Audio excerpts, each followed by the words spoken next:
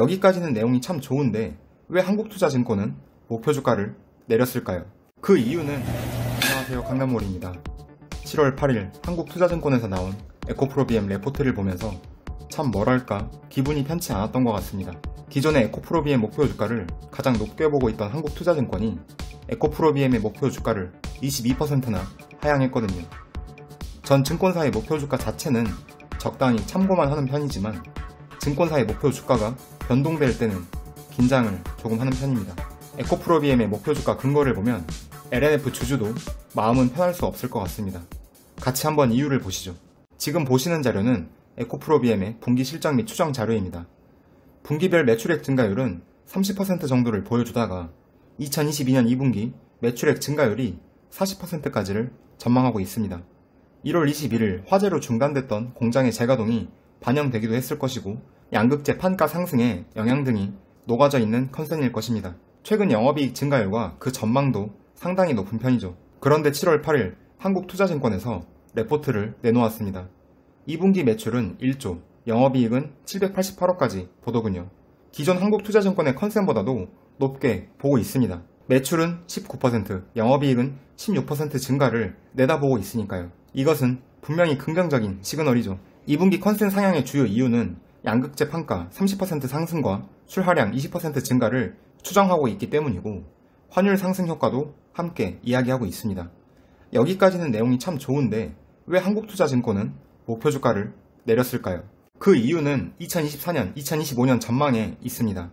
지금 2022년인데 뭔 2024년, 2025년을 얘기하냐고 하신다면 국내 양극재 회사들의 높은 PER을 2024년, 2025년을 기준으로 보는 관점이 많기 때문에 중요합니다.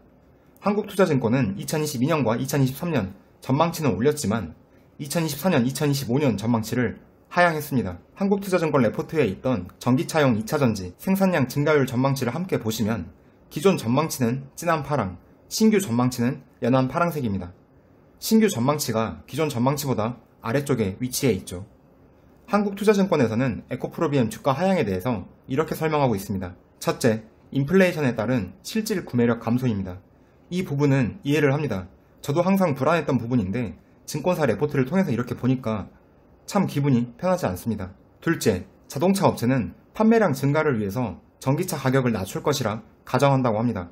그에 따라서 2차전지에 지불할 수 있는 비용의 감소로 이어질 것이라고 보네요.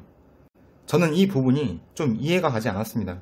양극재 쇼티지가 지속되는 상황이 언제까지 이어질지는 모르겠지만 2024년이 된다고 해서 양극재 회사의 교섭력이 그렇게 쉽게 떨어질까요?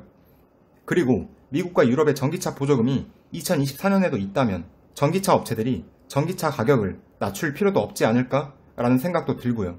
끝으로 2024년이 되더라도 전기차 침투율은 여전히 낮다고 봅니다. 이런 생각이 들다 보니까 2차전지에 지불할 수 있는 비용의 감소에 대한 이야기는 동의를 하지 못하겠더군요.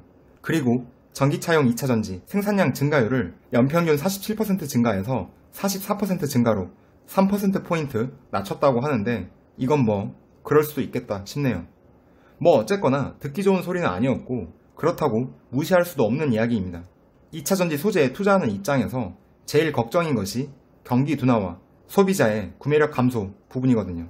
이렇게 레포트를 보고 나니까 요리를 하면서도 산책을 하면서도 친구와 수다를 나누면서도 마음이 편할 수가 없었습니다. 제가 투자하는 LNF도 저 문제에 대해서 자유로울 수는 없는 입장일 테니까요. 에코프로비엠 2분기 실적이 LNF보다 먼저 뜰 텐데 에코프로비엠의 2분기 실적 어닝 서프라이즈 뜨기를 간절히 바랍니다.